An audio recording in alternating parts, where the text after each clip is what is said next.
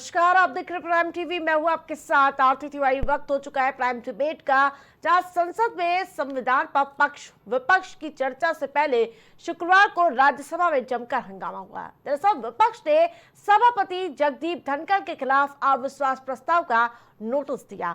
इसके खिलाफ भाजपा सांसद राधा मोहन दास अग्रवाल ने विशेषाधिकार हनन का नोटिस दिया। इसी पर हंगामा शुरू हो गया और इस दौरान धनखड़ और राज्यसभा में विपक्ष के नेता खड़गे के बीच जमकर जुबानी जंग देखने को मिली। आज लोकसभा में संविधान के 75 सालों यानी कि 75 साल पूरे होने के गौरवशाली यात्रा पर चर्चा के दौरान बीजेपी और विपक्ष ने अपनी अपनी बात रखी और इस दौरान एक दूसरे पर तीखा पलटवार किया है। वो पहले सियासी रण आपको दिखाते हैं। Sir, the chairman who is not respecting me, how can I respect you? You are insulting me. The House is standing. Sir, the chairman who is not respecting me, how can I respect you? You are insulting me. The House is standing. हम सब सौभाग्यशाली हैं कि हम भारतीय संविधान के अमृत महोत्सव के अध्यक्ष महोदय हम साक्षी बन रहे हैं। अध्यक्ष महोदय, आज मैं देखता हूं कि विपक्ष के कई नेता संविधान की प्रति अपनी जेब में रखकर घूमते हैं। असल में उन्होंने बचपन से ही यही सीखा है। उन्होंने पीढ़ियों से अपने परिवार में संविधान को जेब में ही रखे दे। हमारा संविधान इंसाफ, उम्मीद, अभिव्यक्ति और आकांक्षा की वो ज्योत है जो हर हिंदुस्तानी के दिल में जलती है। हर एक देशवासी को ये अधिकार दिया कि वो सरकार बना भी सकता है और सरकार बदल भी सकता है। ये अध्यक्ष महोदय, कैसी चर्चा संविधान की जो है बिना प्रधान की।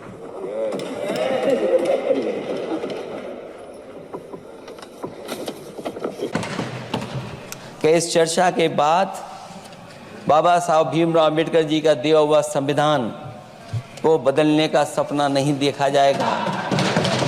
साथ ही साथ डॉक्टर राम मनोहर लोहिया, जिन्होंने समाजवादी आंदोलन का रास्ता दिखाया, नेताजी ने जो संघर्ष कर करके हम लोगों को उस जगह पहुंचाया, वहीं लोकनायक जयप्रकाश जी ने इस देश को आगे बढ़ाने के लिए समय समय पर संपूर्ण क्रांति का आह्वान देकर के जागरूक किया। सिंह ने कहा कि संविधान स्वाधीनता संग्राम के हवन कुंड से निकला हुआ अमृत है। संविधान को कुछ खास लोगों ने हाईजैक कर लिया है। एक पार्टी विशेष ने संविधान निर्माण के कार्य को हाईजैक किया है। उन्होंने कहा, जो आपको बता दें कि लगातार विपक्ष पर हमला कर रहे हैं, तो वहीं वायनाड से कांग्रेस सांसद प्रियंका गांधी वाड्रा ने सरकार को जमकर निशाने पर लिया। उन्होंने कहा, पीएम सदन में संविधान की किताब माथे में लगाते हैं, लेकिन संबल, हाथरस और मणिपुर में जब न्याय की बात उठती है तो माथे में शिकन तक नहीं आती है। इसी के साथ यूपी में सबसे ज्यादा सांसदों के बाहुबल लिए अखिलेश यादव ने भी संविधान पर चर्चा के दौरान प्रधानमंत्री की गैर मौजूदगी पर चुटकी दी है। तो वहीं जिस प्रकार से अखाड़े में तब्दील होता हुआ नजर आ रहा है, संसद का ये सत्र लगातार हंगामे की भेंट चढ़ता हुआ नजर आ रहा है। लेकिन संविधान की दुहाई तो सब देते हुए नजर आ रहे थे, लेकिन जो असल मुद्दे हैं वो कहीं ना कहीं ओझल नजर आ रहे हैं। तो वहीं हमारे साथ पैनलिस्ट भी जुड़ चुके हैं, उनका पहले आपसे परिचय करा देते हैं, फिर चर्चा की शुरुआत करती हूँ। जहां हरिनाथ, माफ कीजिएगा, भारतीय जनता पार्टी से श्याम सलोनी वशिष्ठ हमारे साथ जुड़ चुके हैं और कुंवर सिंह निषाद कांग्रेस पार्टी से हमारे साथ जुड़ चुके हैं। सबसे पहले श्याम सलोनी जी आपके पास आऊंगी। जिस प्रकार से विपक्ष ने कई मुद्दों पर प्रियंका गांधी पूरी तरह से हमलावर नजर आई थी। देश में डर का माहौल है, आप एजेंसीज का गलत इस्तेमाल करते हैं, संविधान खतरे में है। श्याम सलोनी जी। आरती जी, आप सभी को, मेरे चैनल पर बैठे हमारे साथियों को राधे राधे। आज संविधान की 75वीं वर्षगांठ की भी पूरे देश को, राष्ट्र को इस चैनल के माध्यम से मैं बधाई देता हूं। और कांग्रेस की नेता प्रियंका गांधी वाड्रा जी को भी उनका पहली बार उपस्थिति पर, पहली बार के भाषण पर मैं बधाई देता हूं। लेकिन जिस तरह से प्रियंका जी बोली हैं, लाइट कम, अभी भी वो समझ नहीं पा रही हैं कि उनको बोलना क्या है। देखिए, वो बार बार कहती हैं कि प्रधानमंत्री जी के लिए बोल रही हैं या किसके लिए बोल रही हैं। कहती हैं कि राजा प्रजा के बीच में नहीं आता है। भैया, ये राजतंत्र नहीं है प्रियंका जी, ये प्रजातंत्र है। राजतंत्र में आप पैदा हुई थी, चांदी के चम्मच लेकर के आए, आप भाग्यशाली हैं। आप आज जिसको राजा संबोधन दे रही हैं, वो इस प्रजा की ताकत से आपकी मजबूरी बन गई है। क्योंकि एक चाय वाले का, गरीब का, किसान का, मजदूर का बेटा आज जब उस ओहदे पर जनता ने पहुंचाया है, तब आप जैसे राजसी लोग भी मजबूर हो गए हैं कि अभी भी उनको राजा कह रहे हैं, जबकि उन्होंने सदैव जब उन्होंने अपने भाषण दिया है और हमेशा यही कहा है कि मैं आपका एक प्रधान सेवक हूं। उन्होंने कभी राजा वाली ना बात कही, ना उनका ऐसी कोई भावनाएं हैं।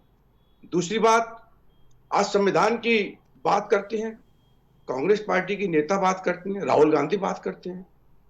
आज 13 दिन हो गए आरती जी, लगभग 105 करोड़ रुपए से ज्यादा का नुकसान हुआ है, विपक्ष ने चलने नहीं दी। आप लोकसभा में नहीं बोल रहे हो, सदन में नहीं आ रहे हो, लेकिन आप हाथरस डाल रहे हो। लेकिन क्या विपक्ष की जिम्मेदारी है क्या सदन चलाना? सत्ता पक्ष तो एक पूरी तरह पिता की तरह होता है, सबको साथ लेकर चलता है। अगर वो कह रहे हैं अडानी का मुद्दे पे चर्चा हो जाने दीजिए, चर्चा ना, दिक्कत क्या है? चर्चा कराने किसको आपत्ति है? आप बैठे तो आप सदन स्टार्ट हुआ और आपने शोर शुरू कर दिया। आप सदन लोकसभा अध्यक्ष जी की बात कहां सुन रहे हैं? भाई, पिता तुल्य जो हम सत्ता का, विपक्ष का, दोनों का जो एक पिता तुल्य है, वो तो लोकसभा अध्यक्ष है ना।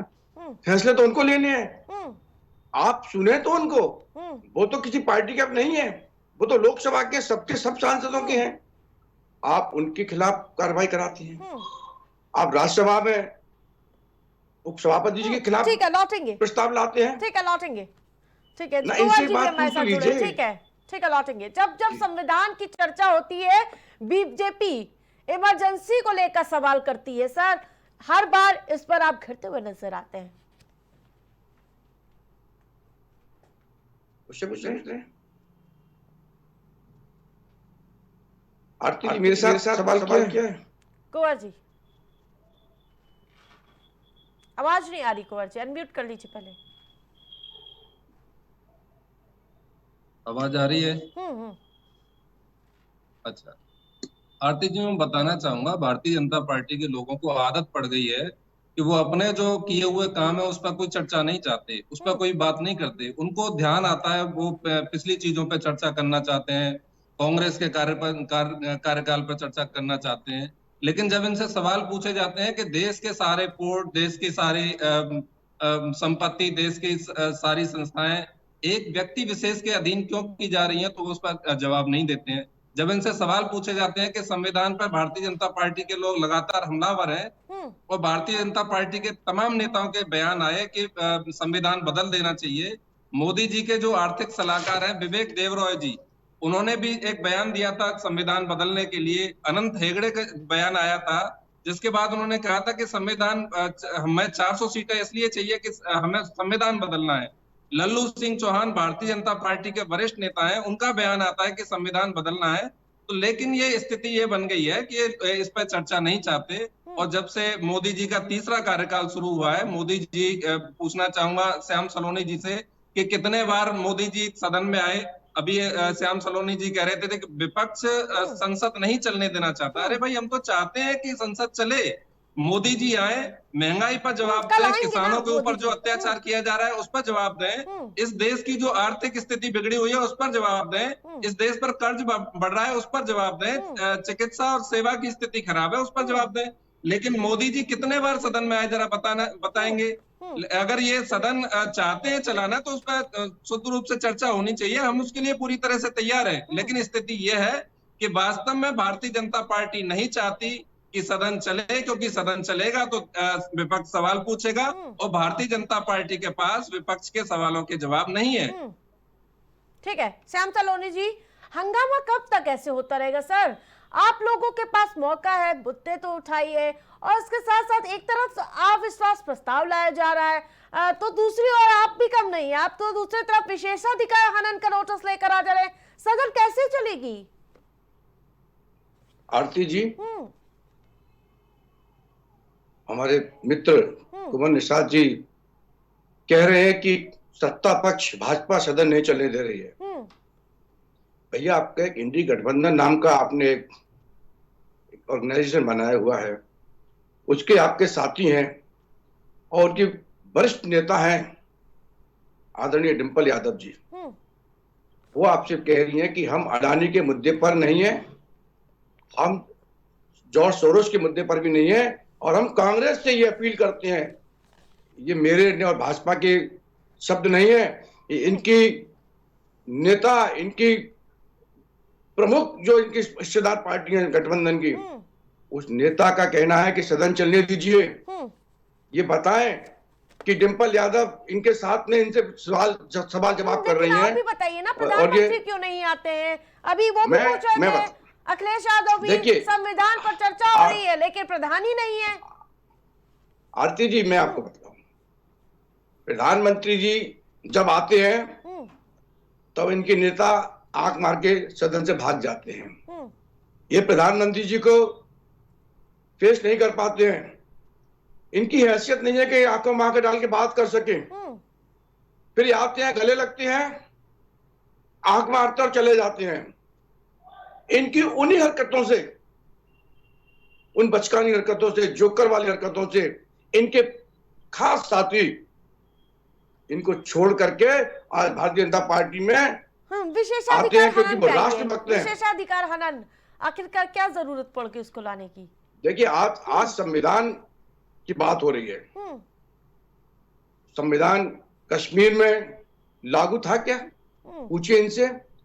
2019 से पहले क्या कश्मीर में संविधान लागू था? इनकी सरकार इतने समय रही। हमारी सरकार ने, मोदी जी की सरकार ने 2019 में कश्मीर में संविधान लागू किया और धारा 370 हटाई। ये बताएं, जब से मोदी जी आए हैं एक भी संविधान विरोधी काम बता दीजिए। आप एक भी काम बताइए संविधान विरोधी। आप तो संविधान ही बेच रहे हैं, वो बदलना चाह रहे हैं, विपक्ष तो ये कह रहा है। अरे लेकिन इन्होंने कहा ताकतवर तरीके से आ गया तो आपने अपनी पूरी मंशा चेंज कर दी। आरती जी, ये तो कह रहे, आरती जी, इन्होंने कहा कि LIC बेच दी, रेलवे बेच दिया, एयरपोर्ट बेच दिए। कौन सी LIC बेच दी भाई साहब? कुंवर साहब, अडानी को दे दिया आपने सब। कौन सी LIC बेच दी? कहाँ बेच दी? किसको बेच दी? क्या प्रूफ दीजिए। कौन सा रेलवे बेच दिया? वक्त के साथ थोड़ा सा चेंजिंग होती है। ठीक है, जवाब देने और ये जो जितने भी, ठीक है कुंवर जी, इसी तरह गतिरोध चलता रहा और सभापति ही निशाने पर रहेंगे तो कैसे संसद चलेगी? तो इनसे सवाल होना चाहिए। निशाने पर सीधे तौर पर लेते रहेंगे। मैं आऊंगा अभी, आरती जी आऊंगा। पहले मैं ये बड़ा गंभीर उन्होंने बात कही। उत्तर प्रदेश की राजधानी लखनऊ है और लखनऊ का एयरपोर्ट किसके हाथों में, जरा सवाल भारतीय जनता पार्टी से होना चाहिए, इनसे पूछा जाना चाहिए। और यदि बेचा गया तो भारतीय जनता पार्टी और भारत की सरकार की क्या मजबूरी थी कि वो अडानी जी को एयरपोर्ट बेचा गया? तो ये बेचने की बात कर रहे हैं तो पहले प्रदेश की जो राजधानी है वहीं से इनको देखना चाहिए। और यदि बात आती है विशेषाधिकार हनन की और जो उपराष्ट्रपति महोदय के खिलाफ जो अविश्वास प्रस्ताव की बात चली, तो संविधान के अनुच्छेद 69 के तहत देश के उपराष्ट्रपति महोदय ने देश के संविधान की शपथ ली थी। आरएसएस के संविधान की या भारतीय जनता पार्टी के संविधान की उन्होंने शपथ नहीं दी। तो उनकी जिम्मेदारी बनती है कि उनके लिए वो, क्योंकि सदन के मालिक हैं, सदन के मुखिया हैं, तो उनके लिए पक्ष और विपक्ष दोनों एक बराबर हैं। लेकिन वो उनके जो दृष्टिकोण है वो सत्ता पक्ष की तरफ झुकाव उनका ज्यादा रहता है। विपक्ष के लोगों को बोलने नहीं दिया जाता, उनको अपमानित किया जाता है। अभी पिछले दिनों जब किसानों का आंदोलन चल रहा है, तो जब विपक्ष उस पर सवाल करना चाहता था सरकार से, तो विपक्ष को उन्होंने बोलने नहीं दिया। तो इस पर आपत्ति है। विनेश फोगाट के मुद्दे पर उपराष्ट्रपति महोदय ने जो विपक्ष के प्रति उनका जो रवैया रहा, विपक्ष को बोलने नहीं दिया, उस पर विपक्ष को आपत्ति है। 2023 में प्रधानमंत्री जी को निर्देश नहीं दे सकते, ऐसा उन्होंने कहा था। सबसे बड़ी देश की शक्ति है, तो उनके अंतर्गत ही प्रधानमंत्री आते हैं, तो वो निर्देशित कर सकते हैं प्रधानमंत्री जी महोदय को। जब मणिपुर के मुद्दे पर जब चर्चा की बात आई थी, तो उपराष्ट्रपति महोदय ने सदन के 46 सांसदों को बर्खास्त कर दिया। इस पर विपक्ष को आपत्ति है। तो ऐसी एक तरफा जो कार्रवाई, एक तरफा जो मन बनाकर उपराष्ट्रपति महोदय बैठे हैं, इसलिए विपक्ष को मजबूर होकर यह कदम उठाना पड़ा। और यह दुर्भाग्यपूर्ण है देश के लिए। यह पहली बार है कि ऐसा स्थिति देश के सामने बनी है कि उपराष्ट्रपति के खिलाफ अविश्वास प्रस्ताव की पर चर्चा हो रही है, बात हो रही है, और विपक्ष उनके खिलाफ एकजुट रूप से खड़ा है। तो यह मजबूरी जो बनाई है, ये उपराष्ट्रपति महोदय के द्वारा बनाई हुई मजबूरी है, वरना ऐसा विपक्ष की कोई मंशा नहीं थी। लेकिन ना तो आपके पास संख्या बल है, ना टाइमिंग है, फिर क्यों इस तरह का? देखिए, हमारे जो मंशा है वो एकदम स्पष्ट है। पूरा जब सदन में सारी चीजें आएंगी, संख्या बल भी रहेगा, सारी चीजें रहेंगी, और जो उनका रवैया है, इनके जो साथी हैं वो भी इनसे पूरी तरह से सहमत नहीं है।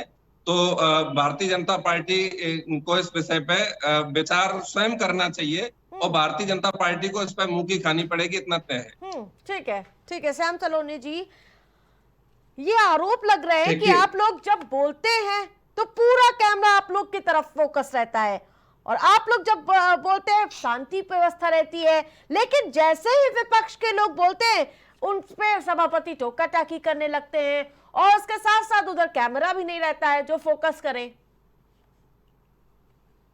देखिए आरती जी, आप यहाँ एंकर है, और आप कई बार कई अलग अलग प्रवक्ताओं को, नेताओं को आप बुलाती होंगी, और आप सबको देखती होंगी।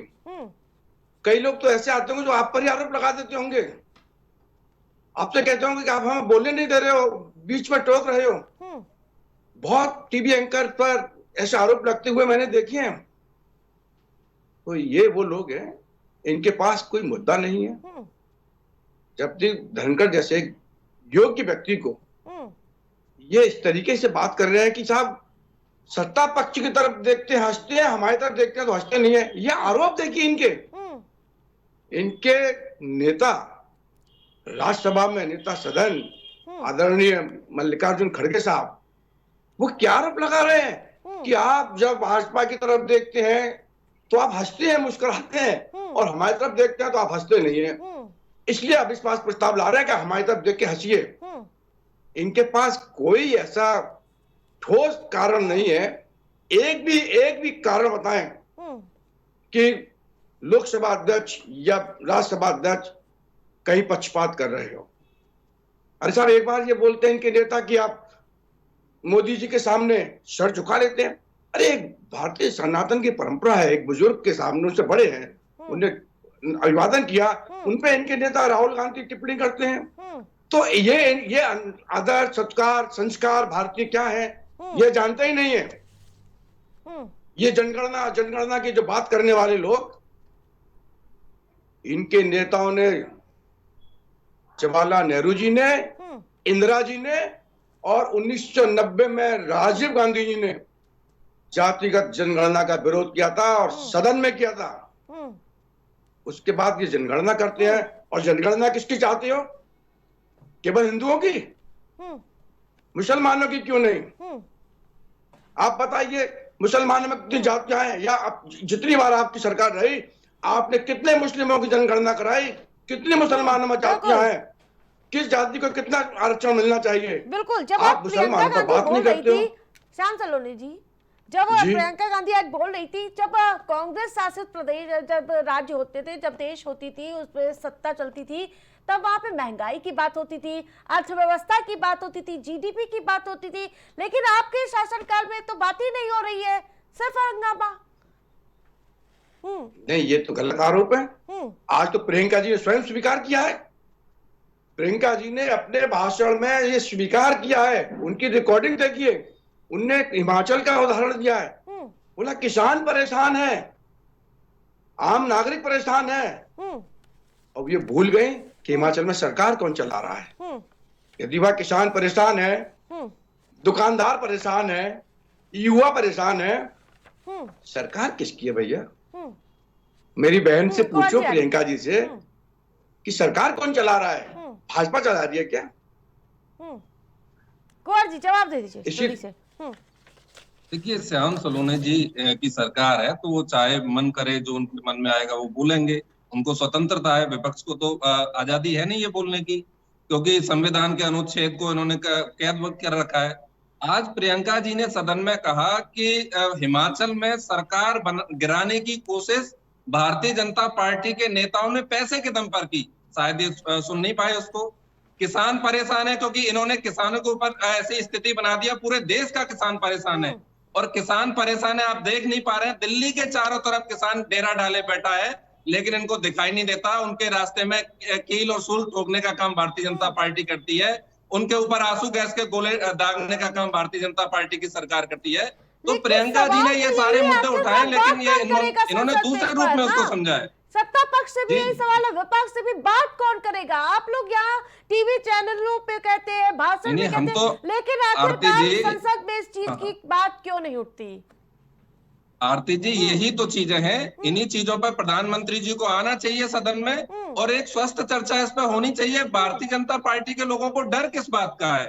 मोदी जी को डर किस बात का है? इस सरकार को डर किस बात का है? यदि इस सरकार ने किसानों के लिए कुछ किया है, इस देश के आम गरीब मजदूर किसान के लिए कुछ किया है, तो भारतीय जनता पार्टी को और मोदी जी को सदन में आकर बोलना चाहिए। इसमें कोई दिक्कत नहीं है। और हम चाहते हैं कि मोदी जी आए, पूरा दिन इस पर चर्चा करें, उसके बाद विपक्ष सवाल उठाएगा किया कि सही किया या गलत किया, इस पर बाद में हम सवाल करेंगे। लेकिन प्रधानमंत्री जी आए तो सही, चर्चा करें तो सही, सरकार जवाब दे तो सही। लेकिन सरकार चाहती है कि उनको जवाब देना ही नहीं पड़े, तो वो ऐसी स्थिति बनाना चाहते हैं कि सदन को बार बार स्थगित करते हैं ताकि इस पर चर्चा ना होने पाए। और अभी ये जो जातिगत जनगणना की बात कर रहे थे श्याम सलोनी जी, तो बताना चाहता हूं, जातिगत जनगणना पर अगर किसी को आपत्ति है तो वो संगठन है आरएसएस और भारतीय जनता पार्टी। इस देश में किसी को कोई आपत्ति नहीं है। अब ये मुसलमानों की जातिगत जनगणना की बात कर रहे थे, तो केंद्र में मोदी जी की सरकार है, क्यों नहीं करा देते जातिगत जनगणना? हिंदुओं की भी होनी चाहिए, मुसलमानों की भी होनी चाहिए, सिख ईसाई सबकी जनगणना होनी चाहिए, उसमें क्या दिक्कत है? और सबको उनकी जाति के अनुपात में आरक्षण मिलना चाहिए, इस पर कोई आपत्ति भारतीय जनता पार्टी को नहीं होनी चाहिए। और रही बात आरक्षण की, तो इनकी सरकार थी केंद्र में बीपी सिंह के नेतृत्व वाली सरकार, इन्होंने गिरा दी थी।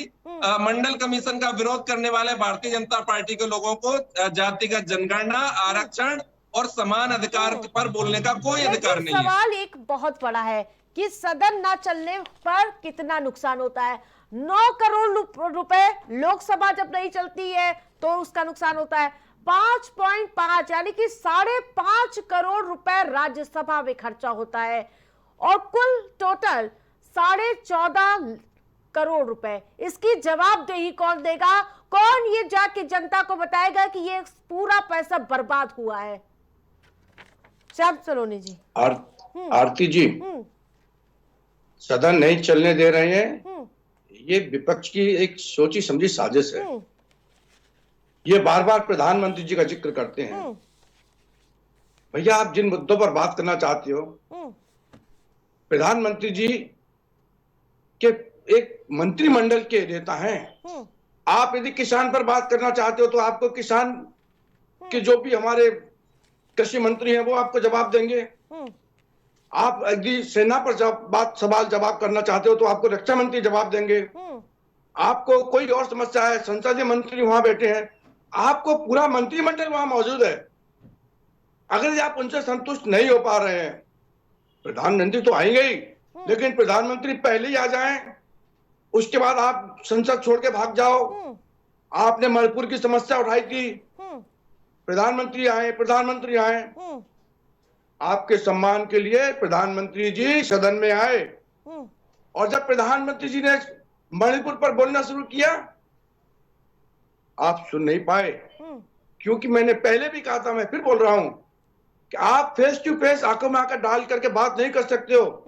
आपके शासनकाल में जो आपने घोटाले किए, अब मैं तो ताज्जुब करता हूं, आज अखिलेश यादव बोल रहे थे, मुझे बड़ा ताज्जुब हो रहा है कि अखिलेश यादव जी के पूज्य पिताजी आदरणीय श्री मुलायम सिंह यादव जी को इमरजेंसी में किस तरीके से लाठीचार्ज हुआ था, घसीट करके इंदिरा गांधी की पुलिस ने जेल में डाल दिया था। आज अखिलेश यादव जी उस इमरजेंसी में एक शब्द नहीं बोले, उस कांग्रेस के साथ बैठ करके गलवाई कर रहे हैं, केवल सत्ता पक्ष लाने के लिए। जनता के हित के लिए कोई इनके पास मुद्दे नहीं है, कोई अच्छा सुझाव देंगे? केवल प्रधानमंत्री जी आए सदन में, प्रधानमंत्री जी आए सदन में, भैया प्रधानमंत्री जी तो आएंगे, लौटेंगे। कोई कहता है मजदूर का बेटा, लेकिन किसान मजदूर की बात कौन करेगा? हमारा संविधान है जो आज किसान का बेटा वहां सभापति बैठा है, और मजदूर का बेटा सबसे बड़ी पार्टी जो विपक्ष में बैठी है उसका अध्यक्ष बने बैठा है। यही संविधान है, उसकी वजह से। लेकिन उनकी बात कौन करेगा? देखिए, किसान का बेटा सदन में उच्च पद पर बैठा है और किसानों के मुद्दे पर चर्चा नहीं होती है, यह बड़ी शर्मनाक स्थिति है। अभी श्याम सलोने जी ने कहा कि मोदी जी मणिपुर के मुद्दे पर बोलना शुरू हुए और विपक्ष ने हंगामा कर दिया। अरे मोदी जी मणिपुर के मुद्दे पर कब बोले, कितने दिन बाद बोले? जब इस सदन से 150 सांसदों को बर्खास्त किया गया, महीनों तक हम मांग करते रहे कि मणिपुर के मुद्दे पर प्रधानमंत्री जी जवाब दें, लेकिन जवाब नहीं दे पाए। तो कब बोले मोदी जी? मोदी जी सदन के बाहर आकर मणिपुर के मुद्दे पर बात करते हैं मीडिया में मात्र 1.5 मिनट के लिए, लेकिन सदन के अंदर उन्होंने कोई चर्चा इस पर नहीं की। तो ये कब की बात कर रहे हैं, कैसी बात कर रहे हैं, जरा इनको सोचना चाहिए। हम तो चाहते हैं कि मोदी जी आए सदन में और जवाब दें, अग्निवीर पर आपने क्या प्रोग्रेस किया, नोटबंदी से इस देश को क्या फायदे मिले, 100 करोड़ रोजगार जो आप देने वाले, 2 करोड़ रोजगार प्रतिवर्ष देने वाले थे, उससे कितने रोजगार मिले, 100 स्मार्ट सिटी में से कितने स्मार्ट सिटी आपने बना दिए? मणिपुर गए और देश तू मैं करने से, श्याम सलोने जी, तू मैं करने से डिबेट नहीं होगी। आप बड़ी संस्कारी पार्टी है भारतीय जनता पार्टी, बड़ी संस्कारी पार्टी है भारतीय जनता पार्टी, मैंने सुना है।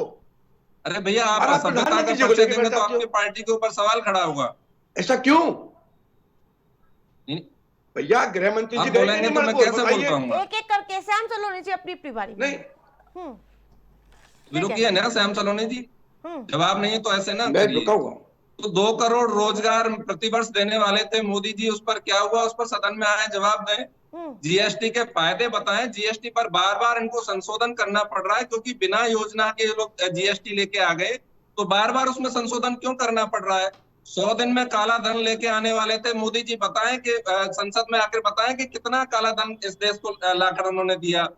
2022 तक सबको पक्का मकान और सब हर घर को नल देने वाले थे, उसका क्या हुआ? 2022 तक किसानों की आय दुगनी करने वाले थे, तो मोदी जी बताएं कि किसानों की आय दुगनी तो नहीं कर पा रहे हैं, उल्टे उनके ऊपर लाठी गोलियां क्यों चलाई जा रही है, किसानों को सड़क पर क्यों मारा जा रहा है? महंगाई खत्म करने की बात हुई थी तो महंगाई खत्म क्यों नहीं हो पाई?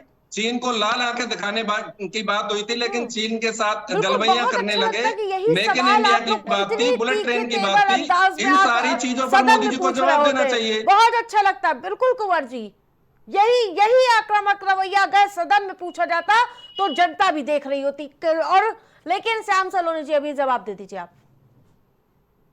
देखिए आरती जी, इनके पास सदन में पूछने का ताकत ही नहीं है कि सदन में बात कर सके, क्योंकि सदन में हमारे योग्य नेता बैठे हुए हैं। 10 साल बाद ये श्याम सलोनी जी, इतना मजबूत विपक्ष आपके खिलाफ है, और यही मौका है विपक्ष का आपसे काम कराने और आपको झुकाने का, यही मौका है। लेकिन पता नहीं क्या चीजें चल रही हैं, ये जनता को क्या मैसेज दे रहे हैं? ये सदन में बैठे आरती जी, हम तो चाहते हैं ये बैठे, जनता का गाढ़ा पैसा, जनता की कमाई ये बर्बाद हो रही है, ये इस चीज को नहीं समझ पा रहे हैं।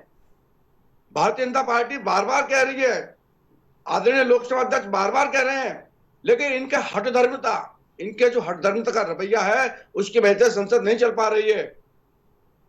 बार बार हम तो, आप बैठिए सदन में, सवाल कीजिए, आपको हर सवाल का जवाब मिलेगा। अब समस्या क्या है आरती जी? समस्या यह है कि ये जो सवाल करते हैं ना, उन सवालों में दम नहीं है।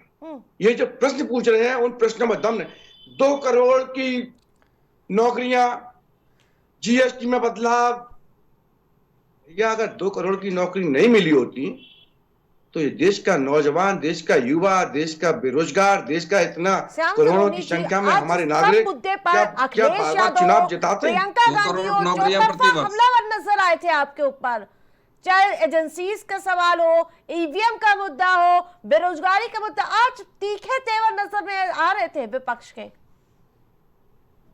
नहीं, तीखे तेवर नजर आ रहे थे और अच्छी बात है। विपक्ष, हम तो चाहते हैं कि विपक्ष एक अच्छी भूमिका में आए, लेकिन ये मुद्दे तो अश्लील आए। अब ये मुद्दे लेकर आ रहे हैं 2 करोड़ की नौकरियां। भैया 2014 में मोदी जी आए, 2014 बाद 2019 में मोदी जी आए, 19 के बाद मोदी जी ने 2 करोड़ रोजगार मोदी जी आए। बात कही थी या नहीं बताइए, कही थी? अगर नौकरियां नहीं मिल रही है, भैया कि मोदी जी ने झूठ आपके बोला दावे था? वादे कैसे को आ तो गए? याद दिला रहे हैं ना, 15 लाख रुपए देने की बात हुई थी कि नहीं, हमारे वादे बताइए कि पूरे हो मोदी रहे जी ने हैं ना। झूठ बोला था। आरती जी, भारतीय जनता पार्टी ने जो वायदे किए, भारतीय जनता पार्टी ने जो वायदे किए, हम उस वायदे को पूरा कर रहे हैं। जनता उन वायदों को समझ रही है, जनता तक वो लाभ जा रहा है। हमने 6000 किसान को देना शुरू किया, वो डायरेक्ट उनके बिल्कुल सदन में अकाउंट ठोक में जा के रहा कहिए है। सरकार ने ये सब किया है। लाडली तो ये बहना इस को तरह जा की रहा है। ड्रामेबाजी क्या देखने को मिली? जनता को क्या मैसेज जा रहा है? ये जनता समझ रही है, जनता विपक्ष की इन चीजों को समझ रही है। जितना नुकसान ये लोकसभा में कर रहे हैं जनता के पैसे का, ये सब जनता के पैसे का नुकसान जो विपक्ष ठीक है, कर रही है, अंतिम कांग्रेस प्रश्न, सपा। ठीक है कुंवर जी जल्दी से जी जवाब दे दीजिए। देखिए, ये भारतीय जनता पार्टी के लोगों ने बड़ी मेहनत की है और मोदी जी ने बड़ी कड़ी तपस्या की है। उसके बाद जब मोदी जी आए थे तो दूध 30 रुपए लीटर मिलता था, आज 80 रुपए लीटर मिलता है। आटा 19 रुपए किलो मिलता था, 44 किलो मिल रहा है। और नमक 12 रुपए का मिलता था, आज 28 रुपए का मिल रहा है। चीनी 26 रुपए की मिलती थी, आज 52 रुपए की मिल रही है। वास्तव में मोदी जी ने जो किया है तो देश के ऊपर इसका विपरीत असर पड़ा है। तो यह लोग चाहते नहीं है। मोदी जी 18 घंटे मेहनत की है। अगर मोदी जी ने 24 घंटे मेहनत कर ली होती तो वास्तव में इस देश का बेड़ा गर्क हो गया होता, इस देश की पूरी तरह से बर्बाद हो गया होता। यह जो इनकी स्थिति बनी है भारतीय जनता पार्टी की, दवाई और पढ़ाई महंगी हुई, यह इस पर जवाब नहीं देना चाहते। सरकारी नौकरियां कम हुई, इस पर जवाब देना नहीं चाहते। 2 करोड़ रोजगार प्रतिवर्ष का वादा करके झूठ बोला मोदी जी ने, यह इस पर जवाब देना नहीं चाहते। 15 लाख नौकरी, 15 लाख रुपए प्रति व्यक्ति को देने की बात हुई थी, यह इस पर जवाब देना नहीं चाहते। क्योंकि वास्तव में इन्होंने किसानों के ऊपर, युवाओं के ऊपर और छात्रों के ऊपर केवल लाठी चार्ज करने का काम किया है। और इस देश में जिसने भी सवाल उठाने का काम किया, चाहे वो आम व्यक्ति हो, चाहे पत्रकार हो या बुद्धिजीवी हो, उसको सलाखों के पीछे डालने का काम भारतीय जनता पार्टी ने किया है। यह इनकी उपलब्धि है। इसलिए जनता से मुंह चुराते, इसलिए सदन में आना नहीं चाहते, इसलिए सदन में जवाब नहीं देना चाहते। यदि मोदी जी की मंशा अच्छी है, यदि मोदी जी की नीयत ठीक है, तो मोदी जी आए, शुरुआत करें, पहल करें और संसद में अगर विपक्ष को ललकारे कि हाँ हमने ये काम किया है, जवाब दे, जल्दी से जवाब दे दीजिए, समय कम है। ठीक है, ठीक है। देखिए आरती जी, इन्होंने कहा चिकित्सा क्या हुई? इस देश में कोरोना जैसी महामारी आई थी मोदी जी के समय में, और हमारी चिकित्सा प्रणाली ने मोदी जी के कार्यकाल में तो अपने देश को ही नहीं बचाया, विदेश को भी बचाया, वैक्सीन दी।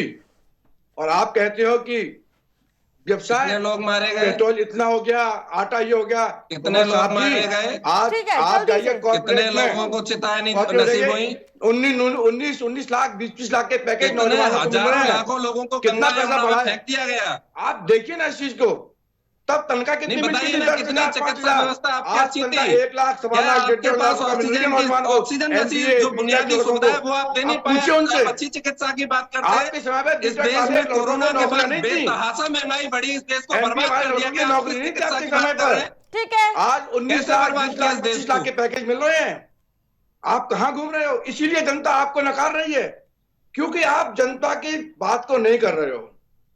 देश की कौन सा जागरूक वैक्सीन जनता, आपने लगाया था मोदी जी ने ठीक है, बना के? MBA किए हुए इंजीनियर के युवा वो समझ रहे हैं कि मोदी जी उनको रोजगार दे रहे हैं, ठीक है। और इसीलिए वो परिवार ठीक है श्याम सलोन जी। बार बार भारतीय जनता पार्टी को वोट कर रहे हैं। और संविधान 370 हटाना ये संविधान के खिलाफ है क्या? एक भी संविधान के खिलाफ काम बता दीजिए जाने से पहले। भारतीय जनता पार्टी ने एक भी कोई संविधान विरोधी कार्य किया हो वो बता दीजिए। आप बार बार संविधान के खिलाफ बात करते हो। संविधान कोई कानून की जल्दी से किताब आंसर कर दीजिए, कुंवर है? जी। संविधान एक समय कम है। संविधान एक जल्दी से, परंपरा है 2 देश को सेकंड, चलाने की, जल्दी से। देश को चलाने की देखिए, परंपरा इनकी है स्थिति संविधान। है, ये आप जो संविधान का मखौल उड़ाते हो। ठीक है, सुन लीजिए अब। आपके सवाल नेता पूछ लिए मखौल तो उड़ा रहे हैं, सुनने आपके की- चुने हुई नेता सरकारों को आपके नेता गिराने वाले संविधान लाल भारतीय डायरी जनता लेके घूम पार्टी रहे के हैं। लोग क्या या है नहीं लाल देख डायरी? पाते कि संविधान विरोधी पढ़िए है। कभी इन्होंने संविधान गोवा को। की सरकार पैसे के दम पर बना आप कैसी बातें करते हो? ये संविधान इनको सलोनी जी, संविधान सुन विरोधी लीजिए। नहीं लगता। मध्य प्रदेश की सरकार इन्होंने पैसे के दम पर गिराई, यह इनको संविधान विरोधी नहीं लगता। कोई इनसे काले कानून का विरोध करे तो देशद्रोही, संविधान बचाने की बात करे तो देशद्रोही, महिला सुरक्षा की बात आपके करे तो नेता इतने देशद्रोही, गए-बीते थे क्या? छात्र यदि अधिकार जो मांगे तो बिक गए? देशद्रोही। क्या आप मैं बिकाऊ पूछना लोगों को चाहता हूँ रखते हो? किस संविधान के क्या तहत और कांग्रेस कौन से का सब कानून लोग के बिकाऊ हैं तहत क्या? आपने आप आजादी अपने किसानों नेताओं को पर आरोप लगा रहे हो कि नीति बिक खुला गए वो? दिया? बताएंगे यानी जरा कि आपके जितने भी किसानों नेता पर थे, अत्याचार सब हुआ कि बिकाऊ हैं? संविधान विरोधी थे, संविधान ना के आप तहत इनसे बताएंगे पूछिए। जरा। आप इनसे पूछिए कि आप- इनके जो नेता हैं अभी भी जरा उनको ध्यान रखें। क्या इनके नेता बिकाऊ हैं क्या? कहीं ऐसा नहीं हो जो 30-35 नहीं, 100 सांसद आपकी है जो वो फिर बिक पार्टी है जाए। वो वॉशिंग मशीन है, अरे वॉशिंग हमारे क्यों पाउडर नहीं है बिकते भारतीय भाई? जनता पार्टी।